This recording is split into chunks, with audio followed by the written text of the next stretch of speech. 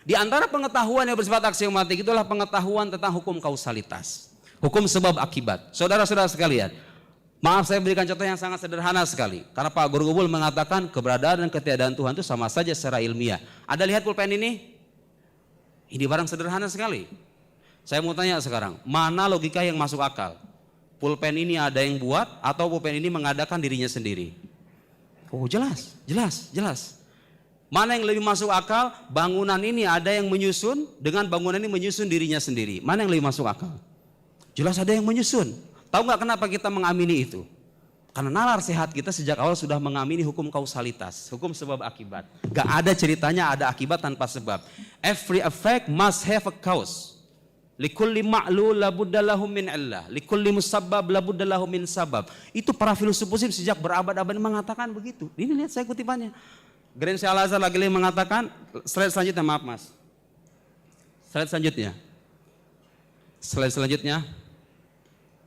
Lihat, al-haqiqatul lati la yatajahaluha ahadun wa in zama anna laysat kadzalik hiya anna mabda al-illiyah, hukum kausalitas, la yumkin ingkaruhu la ala mustawal ilmi wa ala mustawal fikri. Jadi hukum kausalitas nggak bisa diingkari.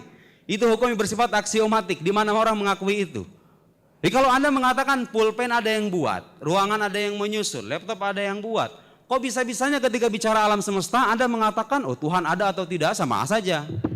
Justru lebih logik ketika kita mengatakan alam itu ada sebabnya dan yang menyebabkan alam itu bukan dirinya, tapi sesuatu yang berbeda dengan dirinya. Itulah yang dalam bahasa agama disebut sebagai Tuhan.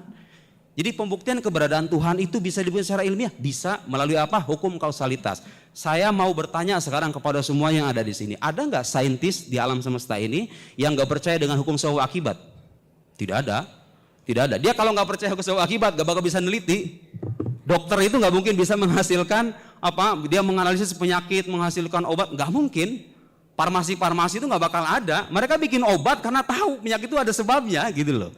Ini saintis pun mengakui keabsahan kausalitas sebagai hukum ilmiah, sebagai pengetahuan ilmiah.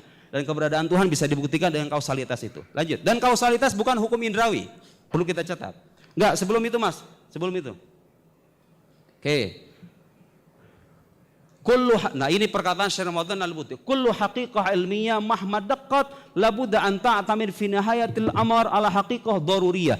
Setiap pengetahuan ilmiah, fakta ilmiah pada akhirnya harus berakhir pada pengetahuan yang bersifat aksiomatik. Itu pengetahuan rasional itu.